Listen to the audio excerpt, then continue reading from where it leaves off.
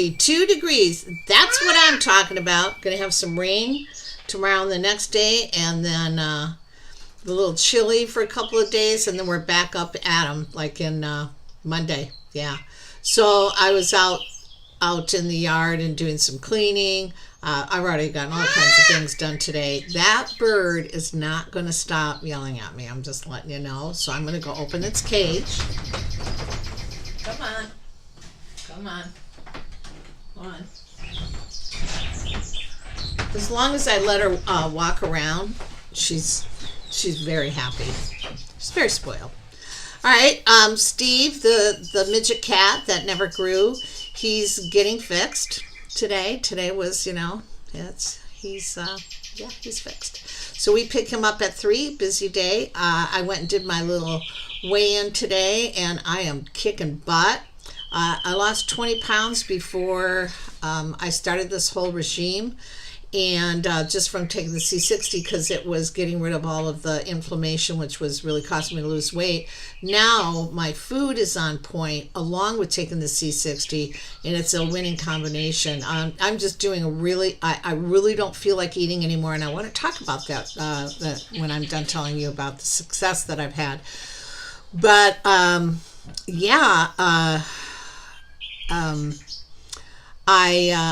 really cleaning up my food. I'm eating 3 ounces of protein every meal, and it's enough for me. I have some vegetables, sometimes steamed, sometimes fresh. I have a small salad. I use oil and vinegar dressing. I eat a couple of pieces of fruit a day, and that's it. It's real simple.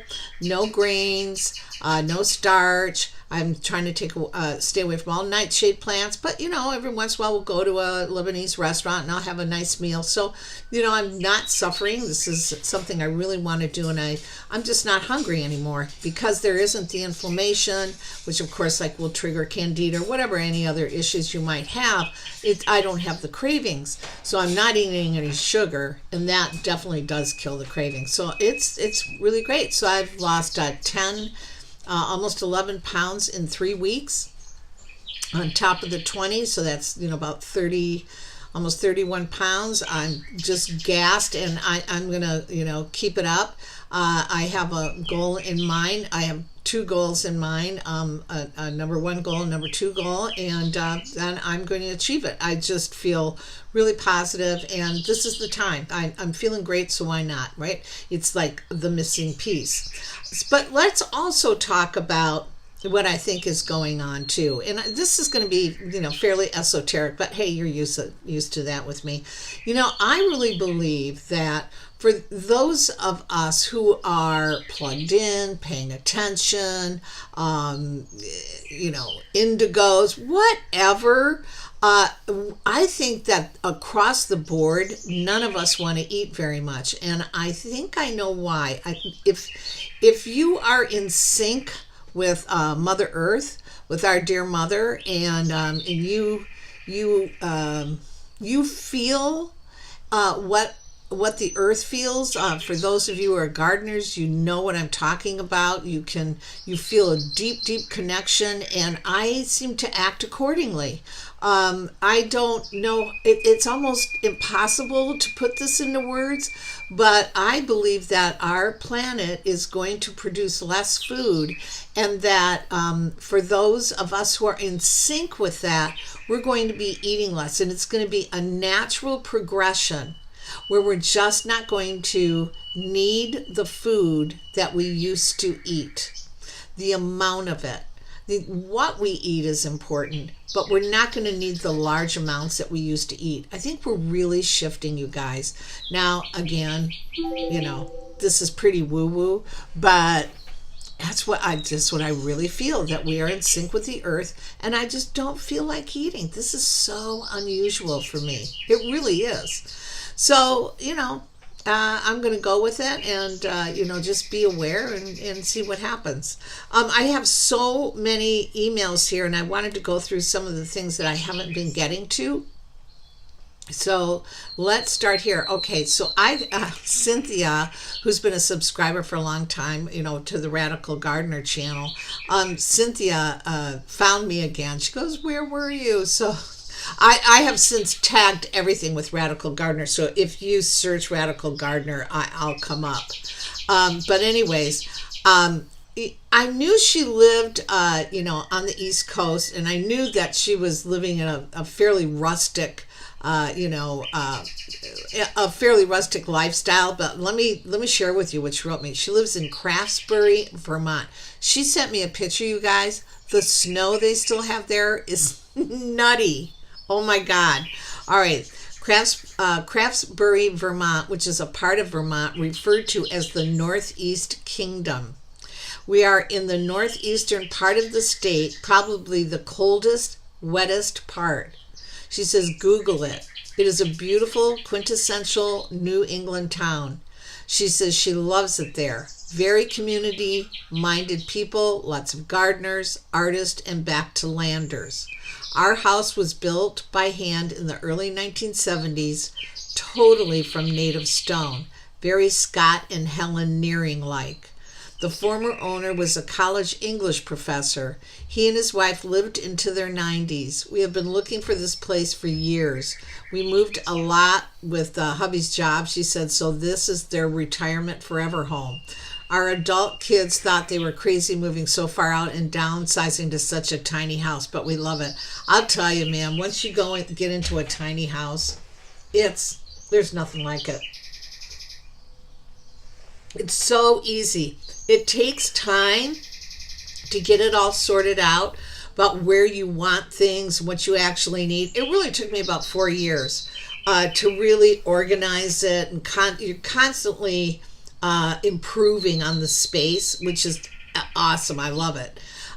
It's like living in a giant jigsaw puzzle. I absolutely love it. It's a challenge, and then being artistic within that.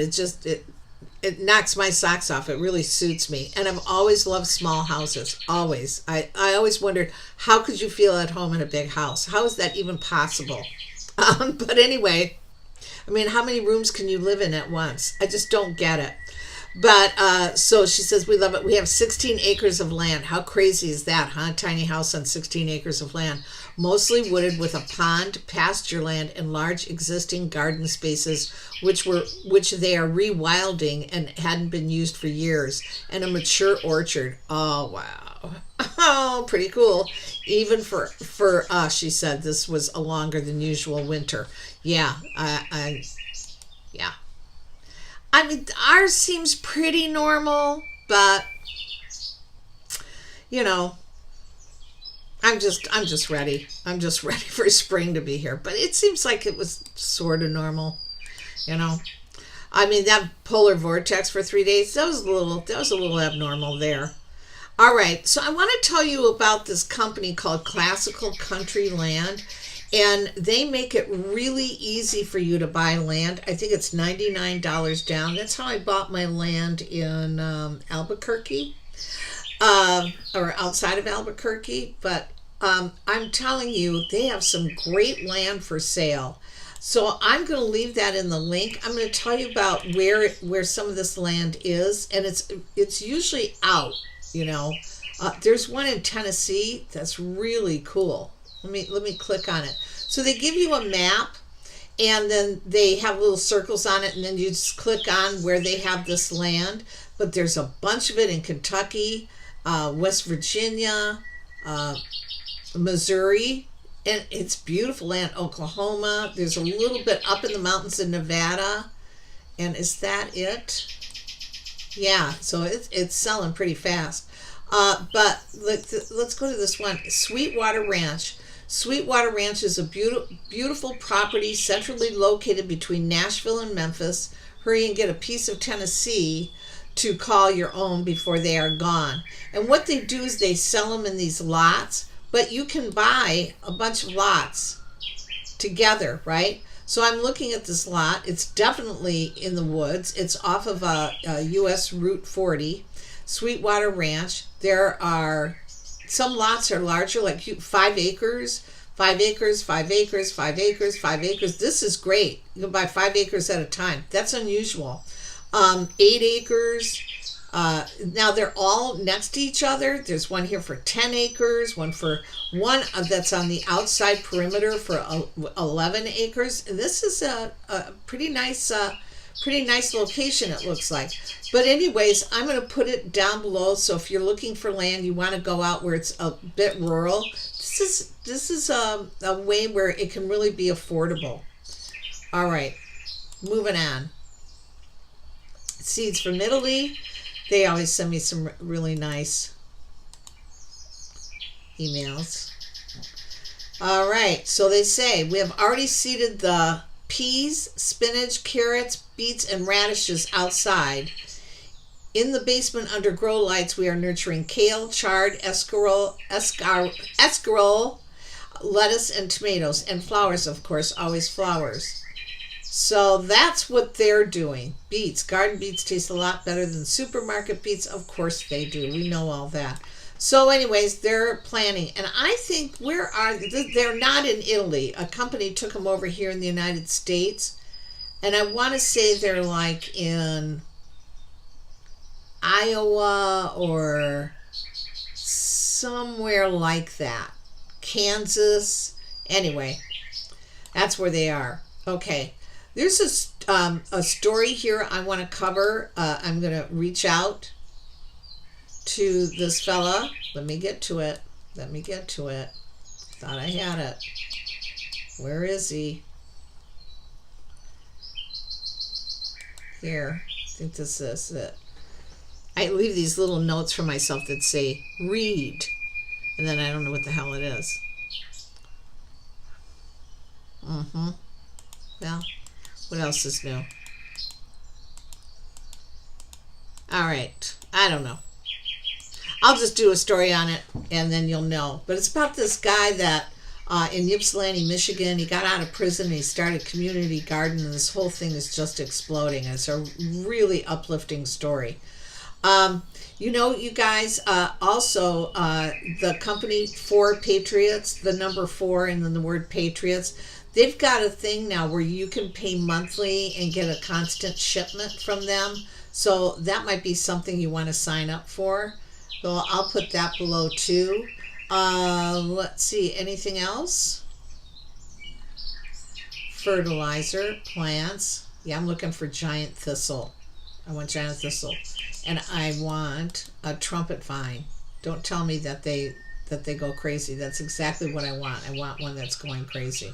All right, so I'm really on this kick right now about we need to grow in abandoned buildings. All this weather stuff, we've got to grow in these abandoned buildings. We've got to get, from out of the outdoors and indoors and start growing. I'm telling you, that's what we need to be doing. So I'm going to try and call the mayor of Detroit. I mean, all they could do is hang up on me. I'm going to try and email him. And my PR gal, my old PR gal now for what? But the mayor of Detroit is her brother-in-law, and I'm going to see if she can introduce me, even if it's just by email. But I'm going to see if I can get a meeting with him and see if he'll put together some sort of a coalition or whatever and start using some of these abandoned buildings and grow food. I mean, we have so many abandoned buildings in Detroit. This would be the most amazing thing. So I just can't let go of it. I just know that's where we have to go next. We've got to grow indoors. So that's a thing I'm kind of hot on right now. All right, you guys, that's it. Just wanted to touch base with some of these things that were loose ends that were in my email box and I hadn't gotten a chance to really share with you. You know who I am. I'm Radical Gardener. From my garden to yours. May your garden always grow. You know I'm sending you a ton of love. So excited because it feels like spring, and it has now for about 4 days. So you never know. Maybe it'll stick. All right, everyone. See you later. Oh, will you share it, please? Share my video and give me a thumbs up. Okay, thanks. Bye.